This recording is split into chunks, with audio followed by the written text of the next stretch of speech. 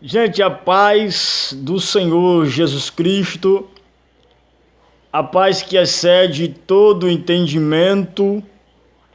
Estou aqui com vocês para expor um texto das Escrituras Sagradas. O texto de João 3,16 é um clássico, é o versículo mais conhecido da Bíblia e, na minha humilde opinião, é o versículo mais belo também. Na visão dos eruditos, de boa parte dos teólogos da atualidade, o Salmo de número 118, versículo 8, que diz: melhor confiar no Senhor do que no homem. Esse é o versículo mais belo da Bíblia, segundo os eruditos, mas na minha humilde opinião, o versículo 16 do capítulo 3 do Evangelho segundo escreveu João é o versículo mais belo da Bíblia. E eu vou tentar aqui passar para vocês por que é que eu penso dessa forma. Mas antes de tudo, eu venho vos falar que existe uma regra na teologia sistemática e também no meio da igreja que tem que ser adotada, que a Bíblia, ela explica a própria Bíblia. Quando Paulo escreveu a Timóteo, em uma das suas cartas, ele disse que toda a Bíblia, ela é inspirada, ou seja, toda a escritura é inspirada e proveitosa. Então eu estou usando o texto, uma porção do texto da Bíblia que conduz 66 livros, né? 39 no Antigo Testamento e 27 no Novo Testamento. Então o que acontece? Eu estou usando um texto para falar um pouco do amor de Deus para vocês. Não estou falando que João 3,16 seria o texto o único texto inspirado. Calma, vamos devagar, né? Eu creio na Bíblia em um todo, como uma palavra de Deus. A Bíblia não é uma palavra de Deus.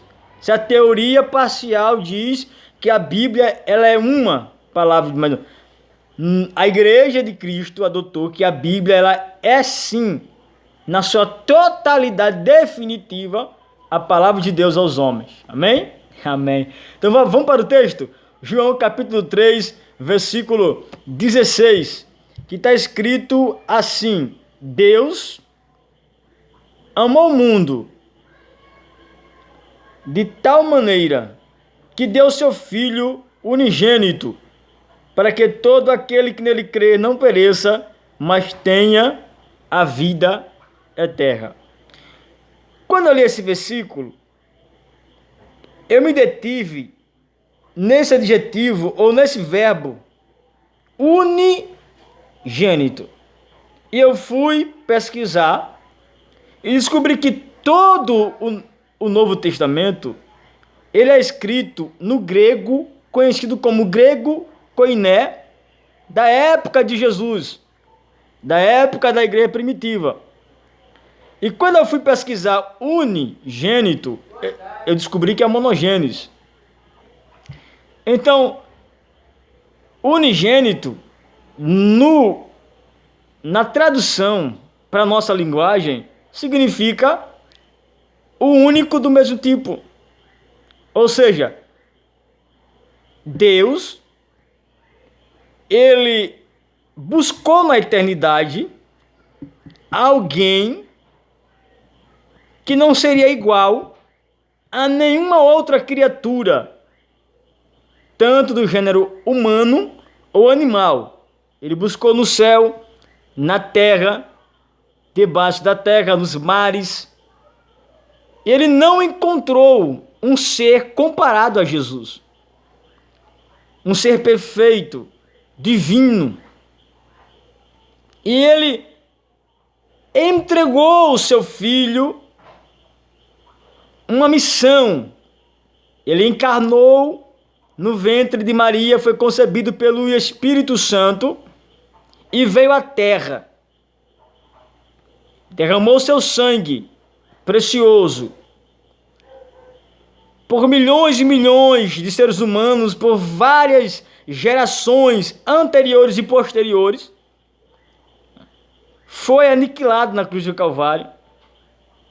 Passou pelo descaso, pelo escárnio público, foi negado, foi humilhado, rejeitado por seus próprios irmãos, porque existe uma profecia que diz que ele veio para aqueles que eram seus, mas os seus os rejeitaram.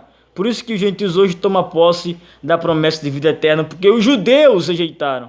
Hoje somos nós que evangelizamos os judeus, mas era para os judeus nos evangelizar. Então, nisso tudo, constitui-se a graça de Deus, que a graça no original significa favor imerecido. Tudo que Cristo fez na cruz do Calvário, desde o princípio do seu ministério, pregando as boas novas, até a sua morte, ressurreição e ascensão, constitui-se na graça de Deus, que alcançou o ser humano. Então é importante o ser humano entender e aceitar e receber, confessar Cristo. Paulo, quando escreve uma das suas cartas, ele fala que todo aquele que confessar Cristo como único e suficiente Salvador será salvo. Então não é difícil entender. Como é que eu posso ser salvo? Creia em Jesus Cristo. E Deus vai alcançar você e a sua casa. E a promessa de vida eterna vai repousar sobre o seu lar. O sangue que purifica o homem do pecado pode te purificar a qualquer momento. Basta crer. Basta crer, se entregar. Quando ele ressuscita, ele diz, olha, ide por todo mundo e pregai o meu evangelho a toda criatura. Quem crer, olha a condição, quem crer e for batizado será salvo. O batismo por imersão será salvo. Então, nisso se resume a graça. A vinda de Jesus Cristo como Filho do Homem. A morte, o ministério de Cristo com as boas novas. A morte, a cruz e a ressurreição e a ascensão. E depois, com certeza, a sua volta, o seu regresso para vir buscar a sua igreja. Então que Deus te abençoe, te guarde e te guie. Se inscreve no canal, dá um joinha, comenta, compartilha.